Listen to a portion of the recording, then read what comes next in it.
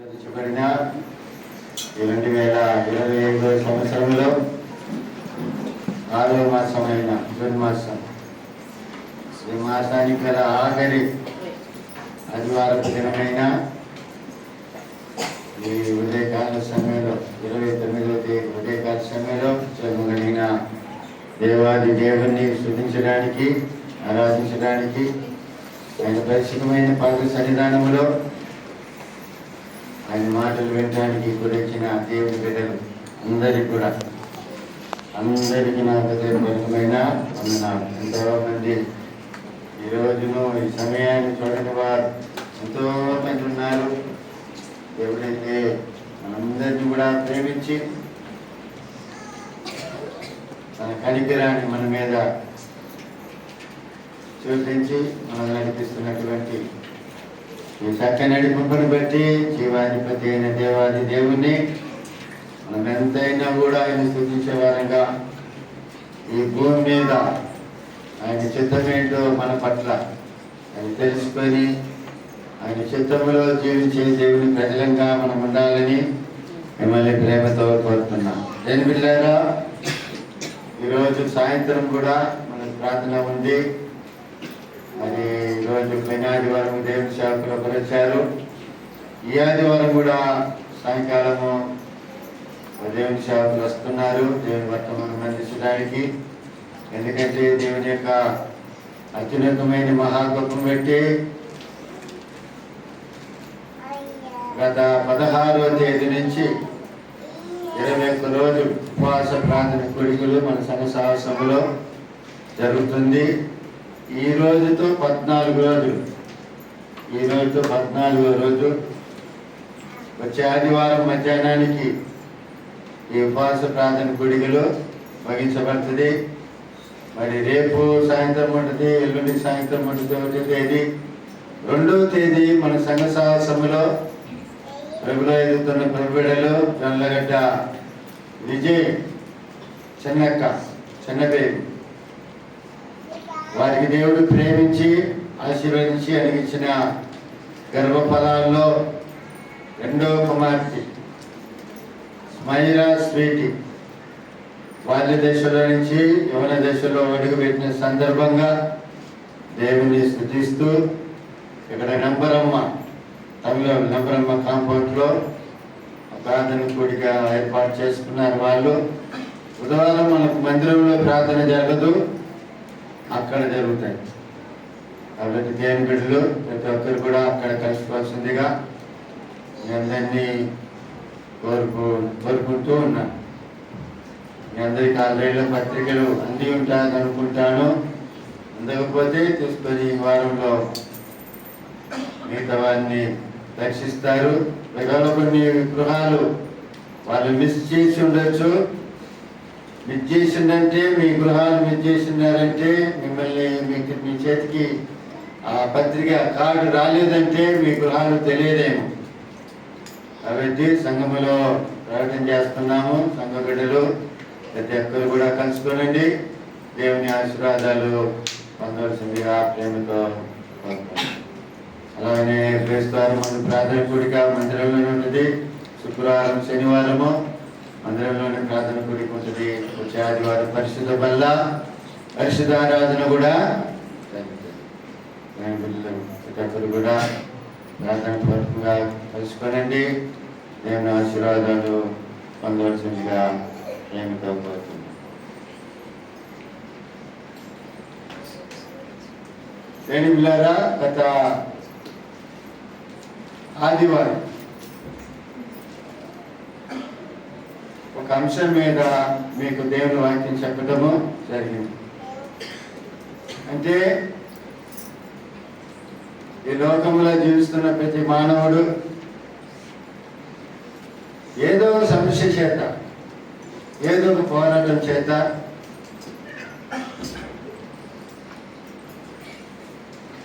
దాన్ని జయించలేక, దాన్ని గెలవలేక ఓడిపోతున్నాం. కొన్నింటిని వచ్చేసి దేవుని బిడ్డలారా వాళ్ళ శక్తిని బట్టి, వాళ్ళకున్న జ్ఞానాన్ని బట్టి కొన్ని పోరాటాలు, కొన్ని సమస్యలను గెలుస్తున్నారు. మరికొన్నిటిని తలకు పైన ఉంటాయి, కొన్ని వాటిని జయించలేక పోతూ ఉంటారు, అభిజయం పొందుతూ ఉంటారు.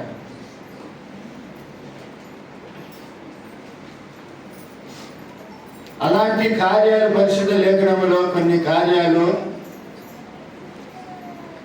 దృష్టాంతంగా మీకు చెప్పడం జరిగింది. 40 రోజులు గోలియతు చేత తిట్టించుకుంటా ఉన్నారు ఇశ్రాయేలీయులందరూ. ఇశ్రాయేల్ జనమంతా కూడా, సైన్యం అంతా కూడా 40 రోజుల నుంచి పొద్దున, మధ్యాహ్నము, సాయంత్రం అండి. దావీదు వచ్చి ఆ సమస్యకు ఒక ముగింపు పెట్టాడు, ఆ పోరాటానికి ఒక ముగింపు పెట్టాడు. అంటే ప్రతి పోరాటానికి, ప్రతి కష్టానికి, ప్రతి ఇరుకులకి దేని పిల్లారా ఒక ముగింపు అనేది ఉంది.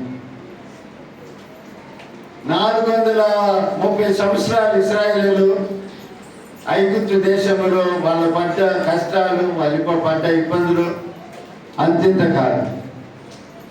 ఆ యావత్ బాధల నుంచి దేవుడు వాళ్ళని విడిపించాడు. ఆ విధంగా ఎన్నో కార్యాలు దేని పిల్లరా దేవుడు తన ప్రజలను విడిపించినట్లుగా చూస్తున్నాం.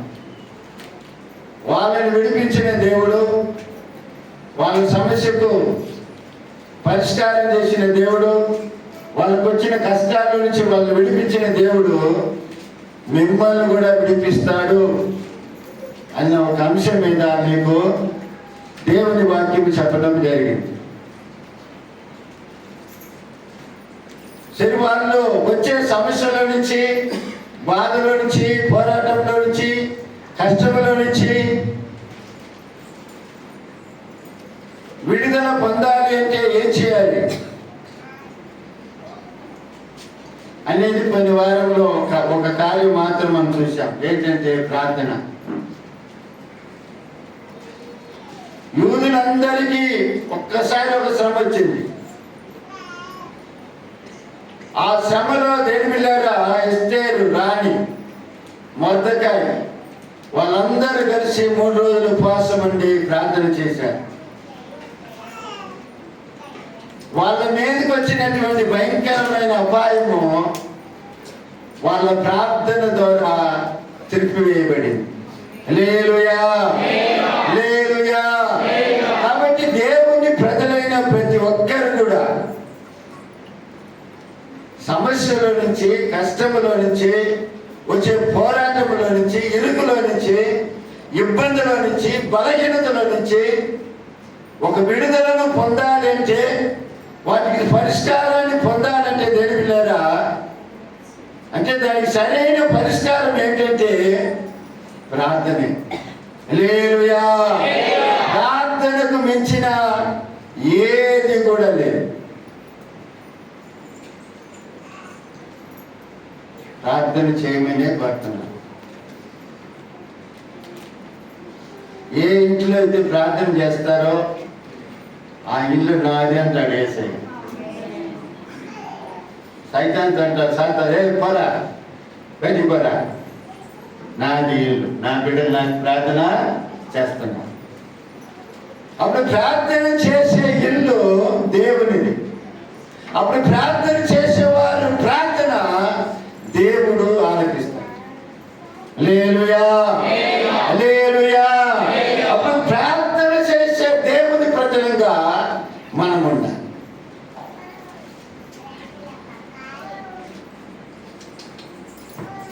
పేతురుని చెరసాల్లో వేశారు. మరుసటి రోజు శిరఛేదం చేస్తారు, శిరఛేదం చంపుతారు. సంఘమంతా కూడా అత్యాశక్తితో ప్రార్థన చేస్తున్నారు. మరి దేవుని దూత సరసాలో ఉన్నటువంటి పేతురుని దర్శించి ఆ తలుపులు తెరిచి ఎక్కడైతే ప్రార్థన చేస్తున్నారో అక్కడికే పేతురుని తీసుకొని పోయినారు. హల్లెలూయా, హల్లెలూయా. అంటే ప్రార్థనలో ఎంత బలం ఉందన్న సంగతిని మనం గుర్తించాలి.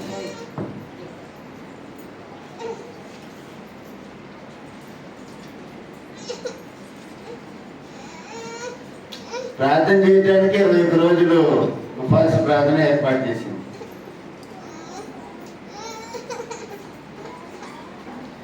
అయితే చాలా మంది కలుసుకోవటండి, ఆకలి కొనలేరేమో మన వాళ్ళు,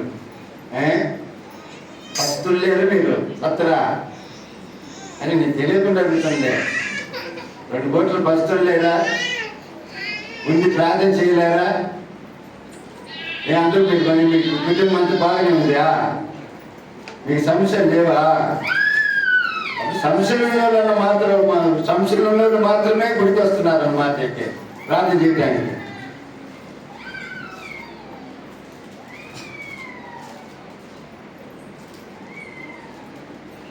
మీ కష్టాలు లేవా? ఇరుగులు లేవా? దరిద్రం లేదా?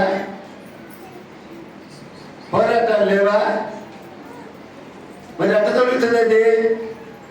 ఎట్ట తొలుగు చెప్పు, దానికి ఏమైనా మార్పులు చెప్పు, నేను కూడా మీ దాటి వస్తా.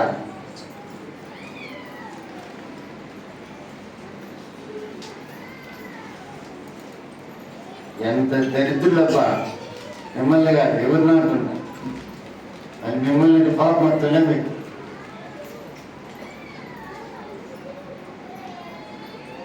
పురుషుడు మహా మహా మహా మహా మహా డాష్ డాష్ డాష్. పాపము లోకములు ఎలా ప్రవేశించింది? తిన్నందువల్ల ప్రవేశించిందా? ఆదాము తిన్న తర్వాతే వాళ్ళ నేత్రాన్ని తెరవబడింది.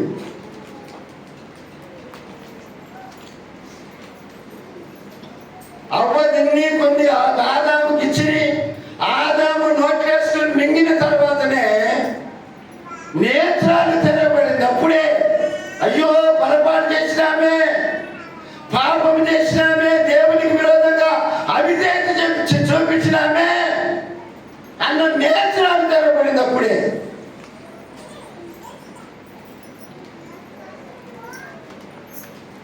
అప్పుడు కుటుంబానికి ఆశీర్వాదం ఎవరి ద్వారా రావాలా? ఎవరి ద్వారా శాపం వచ్చింది? ఎవరి ద్వారా దారిద్రం వచ్చింది? ఎవరి ద్వారా కష్టం వచ్చింది? ఎవరి ద్వారా పాపము ఈ ప్రపంచంలో ప్రవేశించింది? పురుషుల ద్వారా, ఆ యొక్క ఆదాము ద్వారా. ఆదాము యొక్క బీజం ప్రతి ఒక్కరిలో ఉంది.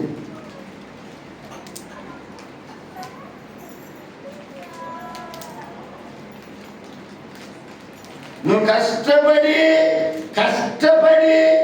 చెమటను కాచి సేకరణ చేసుకొని నువ్వు తింటావన్నాడు దేవుడు. అప్పుడు ఆ కష్టార్థం ఆశీర్వాదకరంగా ఉండాలంటే, ఆ కుటుంబం దీవెనకరంగా ఉండాలంటే, ఆ కుటుంబం కాపుదలగా ఉండాలంటే ఏం చేయాలా? 2 కోట్లు కడుపు కాచుకోవాలి. కడుపు కాస్తేనే మన పరిస్థితి ఏంటో, మనం ఎట్లా బ్రతుకుతున్నామో, నిజంగా దేవుల్లో ఉన్నామా లేదా అనే సంగతి అర్థమైంది.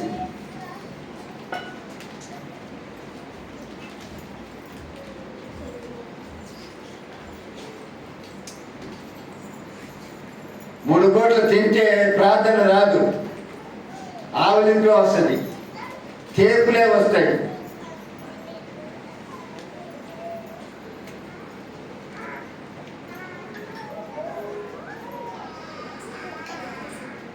కాబట్టి అంటున్నానని బాధ పెట్టుకోకండి. నా కొరకు చెప్పలే, మీ కొరకే, మీ ఆశీర్వాదాల కొరకే చెప్తాను.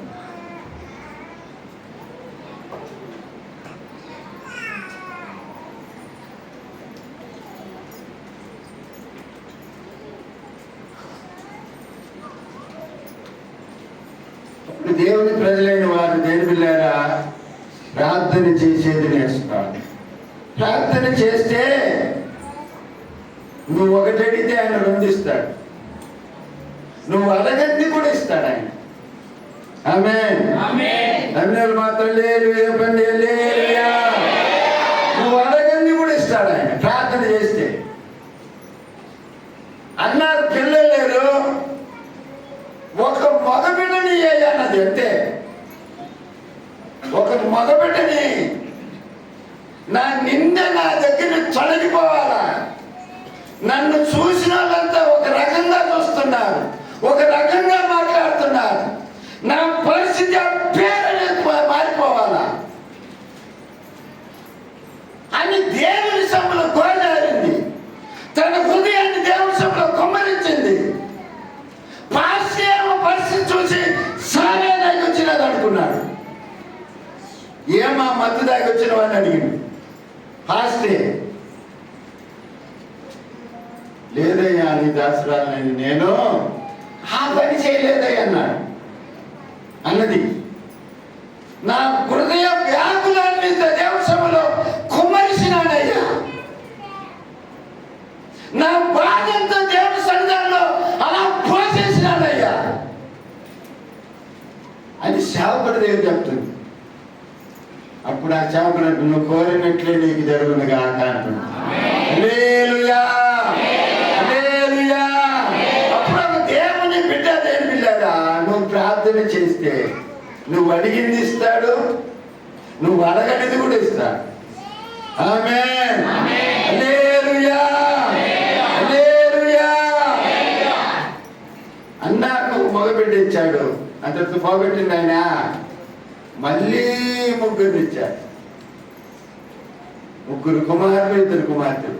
మొత్తం ఎంతమంది? ఎంతమంది?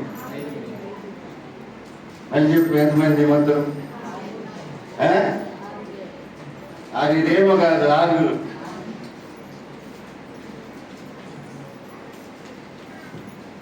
అప్పుడు దేవుని ప్రజలు ఏం పిల్లారా ప్రార్థన చేసేది లేదు. ఒక రాజున్నాడు, తండ్రి స్థానంలో కొడుకు రాజైనాడు. ఇప్పుడు దేవుని దగ్గర ప్రార్థన చేస్తున్నాడు, దేవుని దగ్గర మొదలు పెడుతున్నాడు. ఆ మనకు దేవుడు ప్రత్యేకం దర్శనంలో వచ్చి నీకేం కావాలని అడుగుతున్నాడు. ఆయన ఏమంటున్నాడు? చదవండి మాట. రాజుల గ్రంథము, మొదటి రాజుల గ్రంథము 3వ అధ్యాయము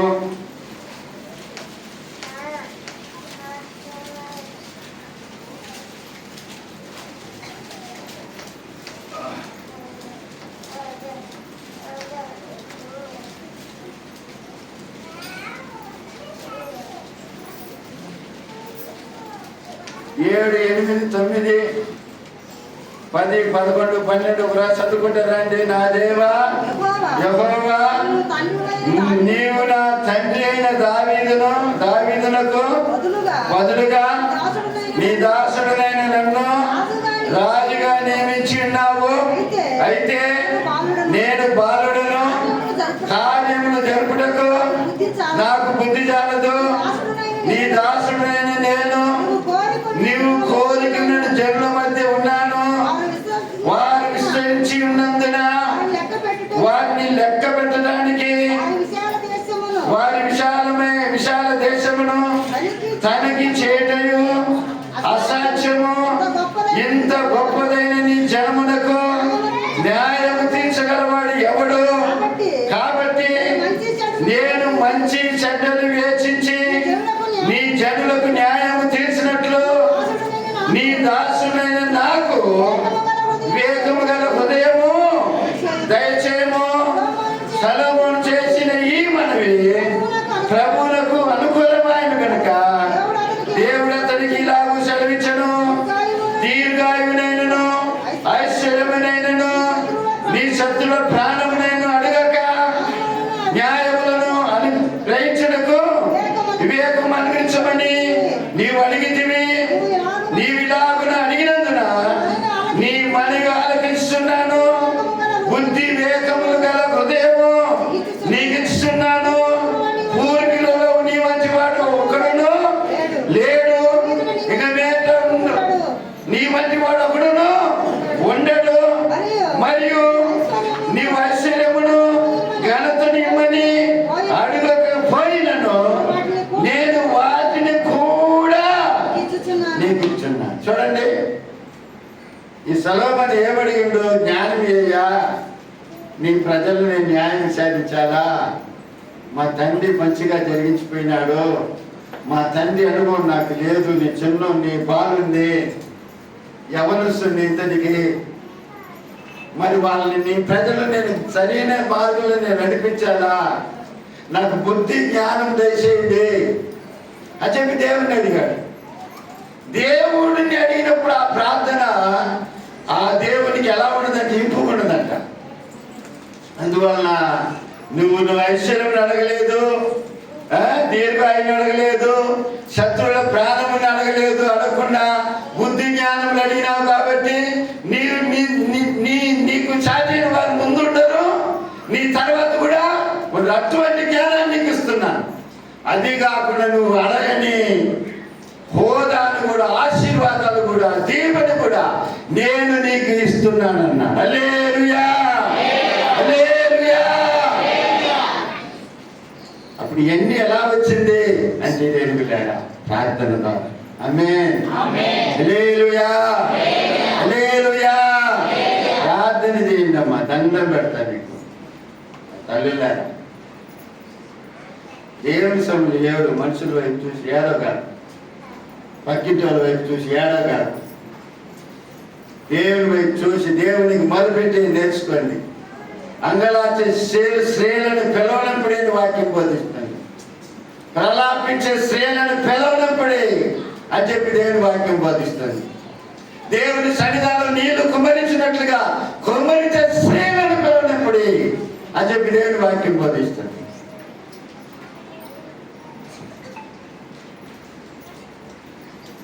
వాడు ప్రార్థన చేసినప్పుడు దేవుని బిడ్డలారా, దేవుడు మన ప్రార్థన ఆలకించి మనకు ప్రత్యుత్తరము ఇచ్చునుగాక. హల్లెలూయా, హల్లెలూయా. మేమే ప్రార్థన చేస్తుంటే మీ బాధ్యత మీరుంటే దేవుడు ఏమంటాడు? వాళ్ళకే అక్కర్లేదు, ఆ భారం లేదు, నీకెందుకు రాదు?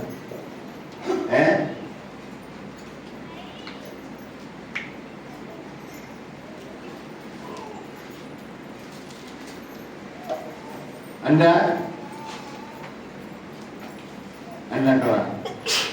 హల్లెలూయా, హల్లెలూయా. దేవుని బిడ్డలారా, ప్రార్థన చేయండి. దేవుడు మన జీవితంలో గొప్ప కార్యములు చేయనుగాక. ఆమేన్, హల్లెలూయా. అప్పుడు చెప్పండి, ప్రార్థన చేయక అంటే అట్లున్నారు. ప్రార్థన చేయి, దేవుడు నిన్ను దీవిస్తాడు, నీ కుటుంబాన్ని దీవిస్తాడు, నీ పరిస్థితులను మారుస్తాడు, నీ దారిద్రతను కొట్టివేస్తాడు, నీ కుటుంబానికి కావాల్సిన సంతోషాన్ని ఇస్తాడు, నీ కుటుంబానికి కావాల్సిన సమాధానాన్ని ఇస్తాడు. నీకు దండం పెడతాడు. ప్రార్థన చేయి, దేవుడు నిన్ను నీ కుటుంబాన్ని దీవించునుగాక. సపోర్ట్లో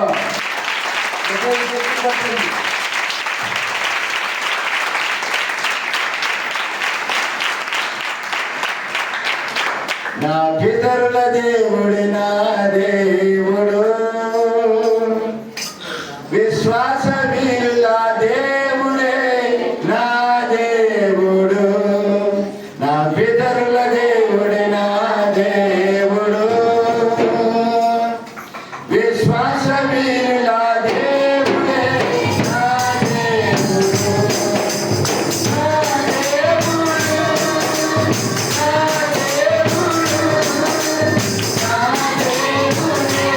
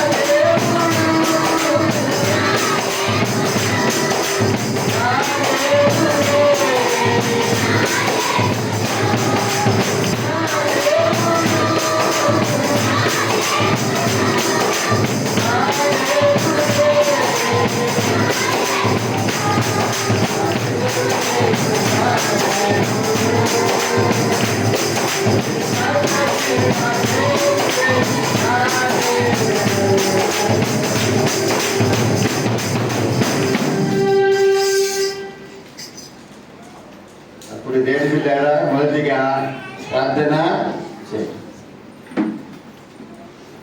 ప్రార్థన చేసేవాడు దేవునితో నడుస్తాడు.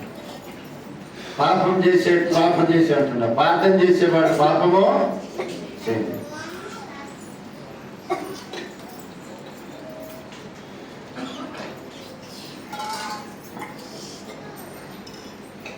ప్రార్థన చేసేవాడు దేవునికి కట్టుబడి ఉన్నాడు. ప్రార్థన చేసేవాడి ఇంట్లో ఎవరుంటారు? దేవుడు ఉంటారు. ప్రార్థన చేయని వాళ్ళు ఇంట్లో ఏముంటుంది? డిషుమ్ ఉంటుంది. అంటే భార్య భర్త డిషుమ్ కాదు, సీరియల్ డిషుము, సినిమా డిషుము.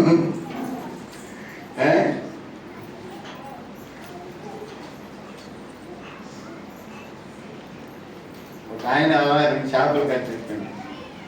అది పెట్టకత అయినా కూడా మీకు కూడా చెప్పాలని ఆయన పడుతుంది. 2 చేపలు, 2 భార్య భర్తలు అంట. ఈ మగ చేప ఎప్పుడు భార్యను కొడుతూ ఉంటుందంట. నువ్వు గుడికి పోతుంటే ఏం లాభము, మనకు ఆశ్చర్యం వచ్చిందా, మనకి దేవుని వచ్చిందా అని ఎప్పుడు సనుగుతూ ఉంటుందంటే ఈ మగ చేప. చేప ఏం చేస్తుందంటే ఏం పర్లేదు, ఉండేయ్యా, అవసరపడగాకయ్యా, ఉండేయ్యా, దేవుడు చూస్తాలయ్యా, దేవుడు దీవిస్తాలయ్యా అని చేప అంటుందంట. ఒకరోజు ఆ చేపలు ఉండే ఆ పంటలో చేపలు వేసేవాడు, వాళ్ళు వేసింది. వాళ్ళు వేస్తే వాళ్ళిద్దరు మారుకున్నారు, దేవుడి భార్య భర్తలు ఉండే చేప. నువ్వు ఇంత నమ్మిది పోయే దేవుణ్ణి, నువ్వు నంది గుడికి పోయే దేవుడు ఒక దేవుడా? ఇప్పుడు చేపలోడు వచ్చినాడు, వలేసినాడు, మన ఇద్దరు మీద చెప్పుకున్నాము, మనం తీసుకోబోతుండే చూడు ఇంట్లోకి అని చెప్తున్నట్ట. ఈమె నో తిరగటం లేదండి మా చేప. ఇంట్లోకి తీసుకుపోయినట్ట చేపలు పెట్టాయన జాలి. వాళ్ళ భార్య దగ్గర చెప్పినట్ట గిన్నెలు వేసి కోసి ఒక చేపను ఏం చేయాలి, చేప ఏం చేయాలి, ఫ్రై చేయని చెప్పినట్ట. ఇక ఈ మగ చేప టెన్షన్ ఎక్కువైందట. అయ్యో మన గిన్నెలు కూడా చేసినాడు, మన పని అయిపోయింది, ఇంకేముందే దేవుడు, ఇంకేం దేవుడు అంటే నువ్వు నువ్వే మనిషివే, నీ దేవుడు మనల్ని కాపాడిందా, మనం రక్షించిందా అని ఆ సమయంలో కూడా ఉడుకుతున్నా. అది ఆశాపడిన అవసరపడగాకయ్యా, నిదాన ప్రధానం అన్నదయ్యా అంటే ఇంకేంది ఆమె కత్తి కూడా తీసుకొచ్చింది. అప్పుడే పోయి కాడిపోయి చేపలు తిరిగేటప్పుడు ఏడ జరుగుతారు బయటనే కదా, కత్తి కూడా తీసుకొచ్చింది, ఇంకేముంది మన పని అయిపోయింది అని అన్నాడు. అవసరపడగాకయ్యా, మన దేవుడు మనల్ని కాపాడుతాడయ్యా అని అంటుందంట. అందులో ఆమె కత్తి తీసుకొచ్చింది, ఆ గిన్నెలుండే చేపల్ని పైకెత్తింది. అందులో ఏమొచ్చిందంటే వాన వచ్చేటట్టుగా ఒక చిన్న నెత్తిన పడుతున్నాం మొఖాన్ని. వరి పైన ఇంటి పైన గుడ్లు ఆరేసిచ్చినాను, మరి దీని దగ్గర వాన వచ్చిందంటే మొత్తం తెలిసిపోతుంది, ఎవరి పని అయిపోతుందని చెప్పి ఆ చేపలను అడుగులు పెట్టి ఆమె పైకి పోయిందంట.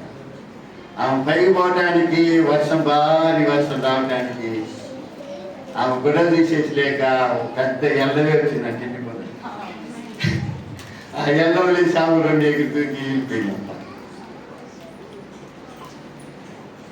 ఈ ద్వారా మనం నేర్చుకునే ఒక మాట ఏమిటంటే, ఆయనకు ప్రార్థన చేసేవారిని, ఆయన మీద ఆనుకున్న వారిని ఆయన ఎప్పుడైనా కాపాడటానికి ఆయన సమర్థుడు, శక్తిమంతుడు. హల్లెలూయా, హల్లెలూయా. మనం ఆయన ప్రజలంగా ఉండాలి, ఆయనతో నడిచే ప్రజలుగా ఉండాలి, ఆయనకు మొరపెట్టే ప్రజలుగా మనం ఉండాలి. దావీదు ఎప్పుడు ప్రార్థన చేస్తూ ఉంటారు. అందుకని దావీదు కీర్తనలు మనం గమనించినట్లయితే 51 నుంచి 60 వరకు మనం చూసినట్లయితే ఎన్నో కార్యాలు దేవుడి సమ్ములో మొదలుపెట్టి తిట్టుండయ్యా, అట్టుండయ్యా, ఎందుకు ఇరుకుంటారా, దాటుకుంటాయా, ఆడుండయా, ఏడుండయా, నన్ను కాపాడుండయ్యా, వాళ్ళ చేతిలో చిక్కొని నన్ను రక్షించయ్యా చెప్పి దేవునికి మొదలుపెట్టినట్టుగా 51 కీర్తన నుంచి 60 కీర్తన వరకు మీరు చదివినట్లయితే మీకు అర్థమైంది. హల్లెలూయా, హల్లెలూయా. కాబట్టి ప్రార్థన చేసేది మనం నేర్చుకోవాలి. మన ఇంట్లో ఏసై ఉండాలంటే ప్రార్థన అనేది మన ఇంట్లో జరుగుతూ ఉండాలి. ఆమేన్, హల్లెలూయా. రెండవదిగా దేవుణ్ణి స్తుతించాలి, దేవుణ్ణి స్తుతించాలి. దేవుణ్ణి స్తుతించేది మనం నేర్చుకోవాలి. ఆయన గొప్ప దేవుడు, ఆయన ఆకాశం మహాకాశం పట్టజాలని దేవుడు, ఆయన మహోన్నతుడు, ఆయన మహాగణుడైన దేవుడు. ఆ దేవుడిని మనము గణపరిచేది, మహిమపరిచేది, ఆయన ఆరాధించేది, ఆయన్ని కీర్తించేది, ఆయన స్తుతించేది మనం నేర్చుకోవాలి. నువ్వు గొప్ప దేవుడు అయ్యా, నువ్వు సర్వోన్నతుడు అయ్యా, నువ్వు సర్వశక్తిమంతుడు అయ్యా, నీకు అసాధ్యమైన కార్యం అంటే ఏమీ లేదు నాయన, నువ్వు మరణాన్ని జయించిన దేవుడు అని చెప్పి అలా దేవుడిని పొగడుతూ ఆయన స్తుతిస్తూ మనం అంటారు. హల్లెలూయా, హల్లెలూయా. ఇశ్రాయేలు జనమంతా కూడా ఆ ఎరికో ప్రాకారం ఎలా కూర్చగలిగినారంటే దేవుణ్ణి స్తుతించి ఎరికో ప్రాకారాన్ని కూర్చున్నారు. ఆమేన్. హల్లెలూయా, హల్లెలూయా. చూడండి యెహోషువ గ్రంథము, యెహోషువ గ్రంథం 6వ అధ్యాయం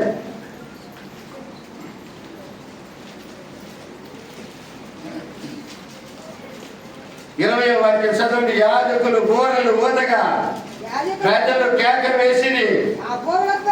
ఆ బోరల ధ్వని వినినప్పుడు ప్రజలు ఆర్భాటముగా కేకలు వేయగా ప్రాకారము కూలెను. ప్రజలందరూ తమ ఎదుటికి చక్కగా పట్టణ ప్రాకారం ఎక్కి పట్టణమును పట్టుకునేది. హల్లెలూయా, హల్లెలూయా. బోరలు ఊదగా ప్రజలు కేకలు వేయగా ఆ బోరల ధ్వని వినినప్పుడు ప్రజలు ఆర్భాటంగా కేకలు వేయగా ప్రాకారములు కూలి. హల్లెలూయా. ఒకరు ప్రార్థన చేసి దేవుణ్ణి స్తుతించేది కూడా నేర్చుకోవాలి. నేను వెళ్ళాను. ప్రార్థన చేసినప్పుడు దేవుడు మన జీవితంలో గొప్ప కార్యాలు, మనకు ఆటంకం ఉన్నటువంటి ప్రతి కార్యాలను తొలగించడానికి ఆయన సమర్థుడు, శక్తిమంతుడుగా ఉన్నాడు. ఆమేన్, హల్లెలూయా. అప్పుడు దేవుని బిడ్డలారా దేవుణ్ణి స్తుతించాలి. ఉపవాస ప్రార్థన కొడుకుల దేని బిడ్డలారా ప్రతిరోజు 1 hour దేవుణ్ణి స్తుతిస్తున్నా. 1 hour రాని వారికి చెప్తున్నా, కలుసుకున్న వారికి 1 hour ప్రార్థన. 7 గంటల నుంచి 8 గంటల దాకా స్తుతి ఆరాధనలు. 8 ఏళ్ళ నుంచి 9 ఏళ్ళ దాకా, 9 ఒకసారి 9 బాగుడు అవుతుంది. సరిసమానంగా దేవుళ్ళ ప్రార్థన జరుగుతుంది, స్తుతి ఆరాధన కూడా జరుగుతుంది. బుధవారం శుక్రవారం వాక్యము, ఆదివారం వాక్యము, ఇలా జరిగి దేని పిల్లలు ఇప్పుడు 14 రోజులైంది. అప్పుడు దేని పిల్లలు ఒక దేవుని బిడ్డకి దేని పిల్లలు ప్రార్థన చేయాలి. రెండవదిగా దేవుణ్ణి స్తుతించేది నేర్చుకోవాలి. ఆమేన్, హల్లెలూయా, హల్లెలూయా. అందుకని యేసు ఒక పాట పాడతారు. కృపామయుడా నీలోనా, కృపామయుడా నీలోనా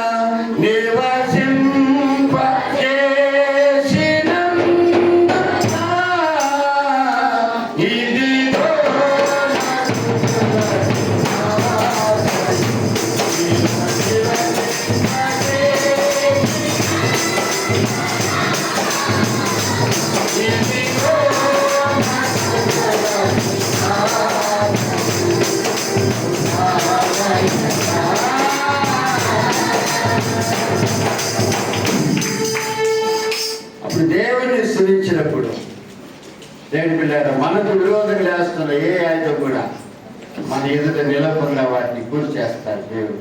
ఆమేన్, హల్లెలూయా. అపోస్తలుల కార్యములు 16వ అధ్యాయం 25వ వాక్యాన్ని మీరు చదివినట్లయితే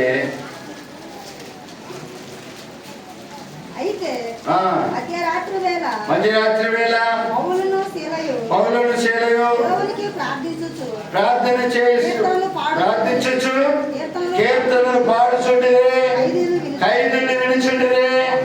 అప్పుడు అకస్మాత్తుగా మహాభూకంపం కలిగెను, శరసాల పునాదులు అదిరెను. వెంటనే తలుపులన్నీ కూడా తెరుచుకొనెను, అందరి బంధకాలు ఊడిపోయినాయి. హల్లెలూయా.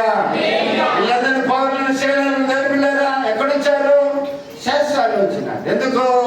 యేసయ్య సువార్తను అందించినందుకు. ఇప్పుడు శస్త్రాలు వాళ్ళు ఏం చేస్తుంటారు? పాటలు పాడి ప్రభుని స్తుతిస్తున్నారు.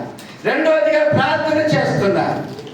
అంటే ప్రార్థన జరుగుతుంది, పాటలు పాడి నామని మహిమపరుస్తున్నారు. అప్పుడు ఏం జరుగుతుంది? అక్కడ అకస్మాత్తుగా దేని పిల్లరా మహాభూకంపం కలిగింది, సరసాల పునాదులు అదిరేను. వెంటనే తలుపులన్నీ కూడా ఆటోమేటిక్గా తెలుసుకునేంత నా ప్రేమైన వాళ్ళు. ఆమేన్, హల్లెలూయా.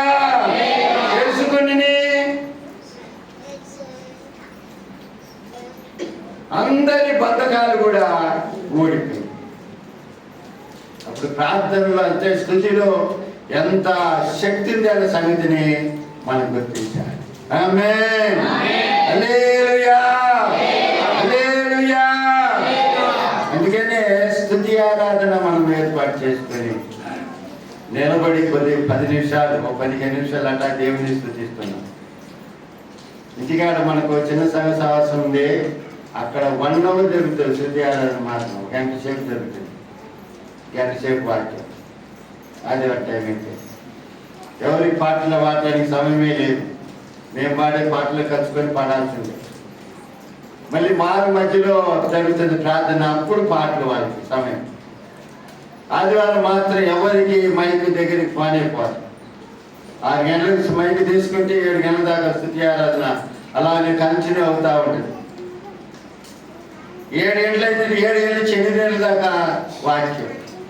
తర్వాత ప్రార్థన చేసి ఆశీర్వాదించి కోరిక ఆదివారం సర్వీస్ ముగించబడుతుంది. ఇక్కడ దానికి సమయం మనకు అనుకూలంగా లేదు కాబట్టి దేని పిల్లలు మన సంఘ సంవత్సరంలో పాడేవాళ్ళు ఎక్కువ కాబట్టి పాటలకి ఎక్కువ సమయం ఇవ్వబడుతుంది. అప్పుడు కొంతమంది పాడలేకపోతున్నారు, సమయం సాలక. స్తుతి ఆరాధన మనకు కొద్దిగా చేయటం జరుగుతుంది. అయితే దేని పిల్లలు ప్రార్థన చేసేవాళ్ళు, దేవుని స్తుతించే వాళ్ళు, గృహాల్లో దేని పిల్లలు స్తుతించి ఆరాధించే వాళ్ళు దేవుని మందిరానికి వచ్చి ఆ స్తుతి ఆరాధనలో 15 నిమిషాలు వాళ్ళకి చాలు. వాళ్ళ సంపూర్ణమైన నింపుదల అనేది వచ్చేస్తుంది. ఇంట్లో ప్రార్థన చేయకుండా దేవుని స్తుతించకుండా జయం శాంతి పట్టుకుని సగలు పెట్టుకొని పిడికి వచ్చినా కూడా వాళ్ళు ఎప్పుడు కదలించబడరు. కదలకుండా చూస్తుంటారు, వేడికి చూస్తుంటారు ఏం జరుగుతుందా, ఎవరెవరు ఎట్లా తిరుగుతుంటా, ఎగురుతుంటా, ఎవరెవరు ఏమేమి చూస్తుంటా, వర్షా కృష్ణ ఏదనుకుంటారు. హల్లెలూయా. హల్లెలూయా. ఆ విధంగా కాకుండా దేవుని మనకు వచ్చే సమస్యలో నుంచి, పోరాటంలో నుంచి, ఇరుకులో నుంచి, ఇబ్బందిలో నుంచి ఒక విడుదల మనము చూడాలంటే దేని బిడ్డ ఒకటి ప్రార్థన చేయాలి, రెండవదిగా దేవుణ్ణి స్తుతించేది నేర్చుకోవాలి, మూడవదిగా దేని బిడ్డారా మనం సమర్పించుకున్నాం కదండి బాప్తిసం తీసుకునేటప్పుడు. ఇంకా దేవుని కొరకే, ప్రభు కొరకే జీవిస్తాను,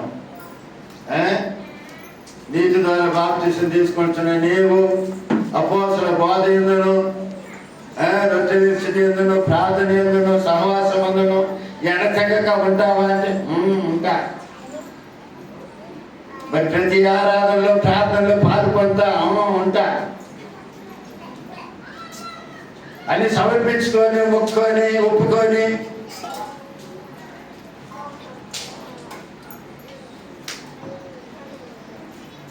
గుడికి వస్తారు చూడండి. అలా ఉన్నప్పుడు మన సమస్యలకు ఒక పరిష్కారం దొరుకుతుంది. హల్లెలూయా. హల్లెలూయా. మనం ఒప్పుకునే దానిని గట్టిగా పట్టుకోవాలి, అందులో నిలబడాలి. అభ్యంతరం రాక మానవు, సమస్యలు రాకపోవు, తలలో చేపు ఏమొస్తుంది, పరిశ్రమ వస్తూ ఉంటుంది, తలనొప్పి వస్తూ ఉంటుంది. అందుకని పరిశ్రమ వస్తుందని చెప్పి ఊరికి సీదాల్సి వస్తుందని చెప్పి చేసుకుంటామా? లేదు. తలనొప్పి వస్తుందని దోడకు తల పెట్టుకొని పొడుచుకుంటామా? లేదు. అది వస్తుంది, పోతా ఉంటాయి.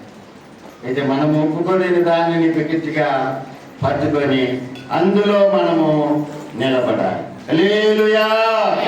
హల్లెలూయా. యేసయ్య ఉదాహరణకి ఎవరు? యేసయ్యే మనకు రోల్ మోడల్. యేసయ్య లోకానికి వచ్చాడు, ఆయన ఎందు నిమిత్తం వచ్చాడో దాన్ని గట్టిగా పట్టుకొని చివరి వరకు మరణ పర్యంతం వాటిని తొలగకుండా దేని బిడ్డ లోకంలో జీవించి తండ్రి చిత్తమును నెరవేర్చి తండ్రి బలము ద్వారా, శక్తి ద్వారా లేపబడి ఆరోహణమైనట్లుగా దేవుని వాక్యంలో మనం చూడగలుగుతాం. హల్లెలూయా, హల్లెలూయా. కాబట్టి దేవుని ప్రజలమైన మనము నీతోనే జీవిస్తాను, నీ కొరకే బతుకుతాను, ఇక లోకం వైపు చూడను, పాపం వైపు చూడను, శైలి వైపు చూడను, సినిమా వైపు చూడను, పాపంటే బూతులు ఆడను అని ఒప్పుకున్న దానిని గట్టిగా పట్టుకొని ప్రభు కొరకు జీవించే దేవుడి ప్రజలంగా ఉంటారు. ఆమేన్. అలాంటి వారు ప్రార్థన చేసి దేవుడిని స్తుతించినప్పుడు అది ఎటువంటి సమస్యలైనా కూడా ఆయన తొలగించడానికి ఆయన సమర్థుడు, శక్తిమంతుడుగా ఉన్నాడు. ఆమేన్. హల్లెలూయా. అబ్రహామును దేవుడు పిలిచాడు. ఏంటి? దేవుని పిలుపుకు లోబడి ఎక్కడికి బయలుదేరాలో అన్న సంగతి తెలియకుండానే బయలుదేరినట్లుగా మనం చూస్తున్నాం. ఆమేన్. మళ్ళా అతడు వెనుకాడినట్లుగా దేవుని వాక్యములో మనం చూడలేము. దేవుడు ఒక కుమారుని ఇస్తానని చెప్పి దేవుడు వాగ్దానం ఇచ్చినప్పుడు కూడా ఆ వాగ్దానం మీద విశ్వాసం వచ్చి దేవుడిచ్చే ఆ సంతానం కొరకు ఎదురు చూసినట్లుగా దేవుడి వాక్యంలో మనం చూస్తున్నాం. హల్లెలూయా. దేవుడు ఒక వాగ్దానం ఇచ్చాడు. ఆ వాగ్దానం నెరవేర్చడానికి 25 సంవత్సరాలు పట్టినా కూడా ఆ వాగ్దానం కొరకు ఎదురు చూసి దేవుని ద్వారా జరిగిన ఒక వాగ్దాన కుమారుని అబ్రహాము పొందినట్లుగా దేవుని వాక్యంలో చూడగలుగుతాం. హల్లెలూయా. అంటే విశ్వాసములో తగ్గిపోలేదు, విశ్వాసములో నిరుత్సాహపడలేదు. దేవుడు ఇస్తాడని రూఢిగా నమ్మి దేవుని యందు విశ్వాసం ఉంచి దేవుని బిడ్డల బలము పొందుకున్నట్లుగా దేవుని వాక్యంలో మనం చూడగలుగుతాం. ఆమేన్. హల్లెలూయా. చూడండి, రోమీయులకు రాసిన పత్రిక, రోమీయులకు రాసిన పత్రిక 4వ అధ్యాయం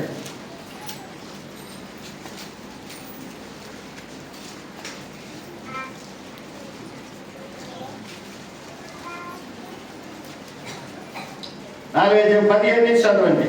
తాను విశ్వసించిన దేవుని ఎదుట అనగా మృతులను 4:17 అనగా మృతులను సజీవులుగా చేయవాడును, లేని వాటిని ఉన్నట్లుగానే పిలిచేవాడునైనా దేవుని ఎదుట అతడు మనందరికి తండ్రి అయినాడు.